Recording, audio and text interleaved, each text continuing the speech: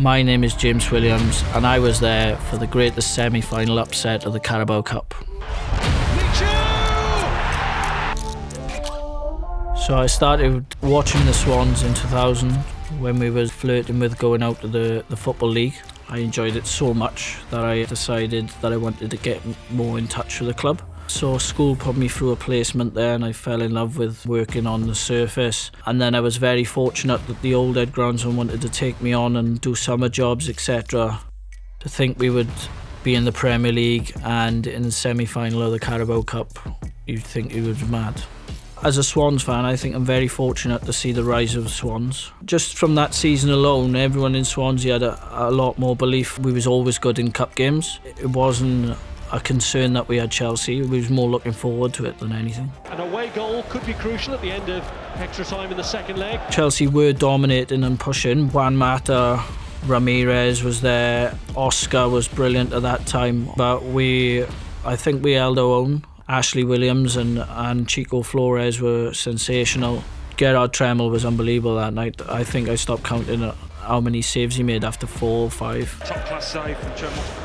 In the 39th minute, Michu capitalised on Ivanovic's mistake.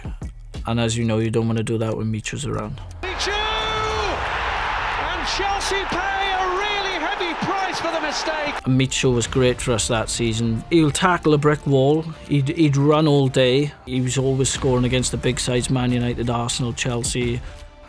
And there's his famous celebration. I named my dog after Wilfred Bawdy, so his name's Wilfie. But then he left a week later, but I wish I named him Michu because Michu was my favourite player of all time. So yeah, he was unbelievable. That was deadly. Like most fans, we was on the edge of our seat thinking what's going to happen next. Even though we was good at keeping possession and stuff, you always got that thought in the back of your mind of whether we're going to concede or not. But the majority of Swansea was hoping for a trip to Wembley, to say the least. Oh, that's a bad back pass again from Ivanovic, and he's in here, Danny Graham! 2-0! I remember this like it was yesterday. Yeah, 2 mistakes from Ivanovic.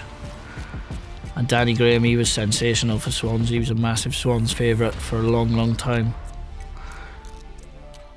And again, celebrating with the Swans fans. Amazing. Gives me goosebumps thinking about it now.